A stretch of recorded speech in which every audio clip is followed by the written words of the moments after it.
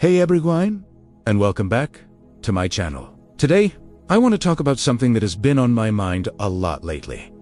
Growing up, specifically, all the things nobody ever tells you about it.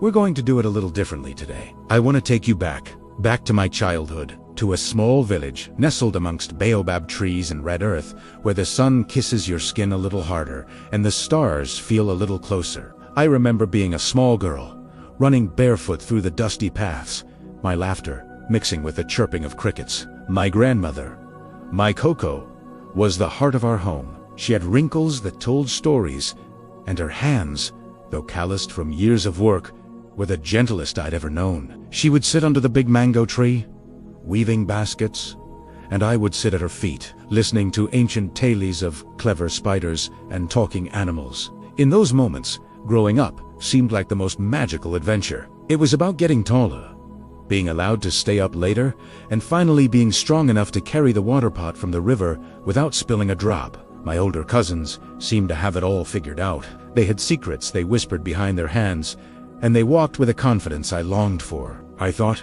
when I grow up, I will be just like them. Will be. But nobody told me that freedom comes with a weight. Nobody told me that growing up is less like a straight path and more like trying to navigate a dense forest without a map. The first hint of this came when I had to leave my village for secondary school in the city. I was so excited. The city. A place of bright lights, tall buildings, and endless possibilities. I packed my small bag, Coco's woven bracelet tied firmly around my wrist. She told me, "My child, the world is bigger than our village, but never forget the soil from which you grew." At the time, I just nodded, eager to leave. I didn't understand the depth of her words. The city was a shock. The noise was constant, a never-ending hum of cars and people. Everyone moved so fast. Their faces closed off. I missed the easy smiles and greetings of my village. I missed the smell of rain on dry earth. I felt small, insignificant, and terribly alone. This was the first thing nobody told me about growing up. You will feel profoundly lonely. Even when you're surrounded by people, you'll have to learn to be your own friend, your own source of comfort. Then came the pressure to be smart, to be successful, to make my family proud. At school, it wasn't enough to just learn. You had to compete. Every test, every exam felt like a judgment on my worth. I studied late into the night, the words in my textbooks blurring together. I saw my parents sacrifice so much for my education, and the fear of letting them down was a constant companion. Nobody told me that the dreams you have for yourself get tangled up with the expectations others have for you, and sometimes it's hard to tell them apart. You have to learn to listen to that quiet voice inside, the one that knows who you truly are. And friendships? Oh, friendships change. In the village, we were a pack. We shared everything. Our mangoes, our secrets, but as we grew older, life pulled us in different directions. Some got married young. Some moved away for work. Some I just lost touch with. I learned that friendships require effort.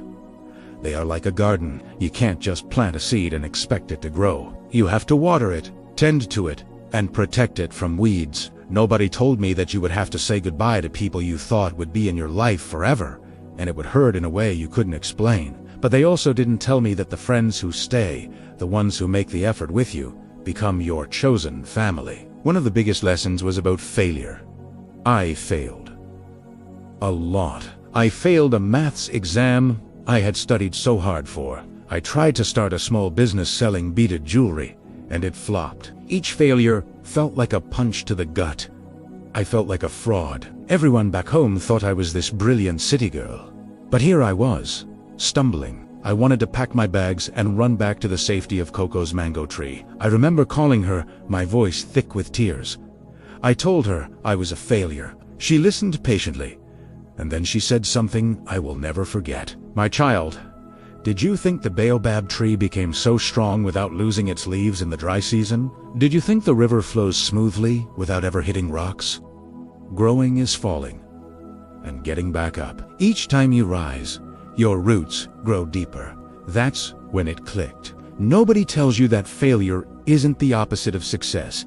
It's a part of it. It's the sculptor's chisel, chipping away at the unnecessary stone to reveal the masterpiece underneath. Each stumble, each mistake, is a lesson. Growing up isn't about avoiding failure. It's about learning how to fail gracefully, how to learn from it, and how to find the courage to try again. And what about love? The story's always painted as this grand, sweeping romance. But nobody tells you about the quiet, everyday work of it. Nobody tells you that your heart will get broken and you'll think you'll never recover.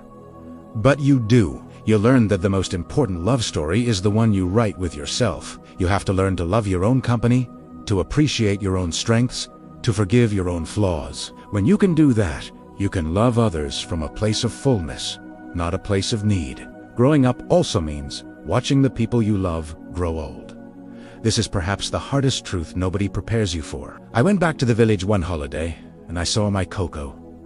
She was a bit more frail, her movements slower. She couldn't see the tiny beads for her weaving as clearly anymore. For the first time, I saw her not just as my invincible Coco, but as a woman who had lived a long, full life. The roles started to shift. I was the one making her tea, helping her walk to the mango tree, and telling her stories about the city. Nobody tells you about this quiet, painful exchange of strength, that one day you will be the one your parents and grandparents lean on. It's a sacred responsibility, but it's also a heartbreaking reminder that time is a thief. It teaches you to cherish every moment, every story, every shared laugh. So, what is the secret to growing up that nobody tells you? I think it's this: there is no secret. There is no manual. It's messy, it's confusing, it's beautiful, and it's uniquely yours.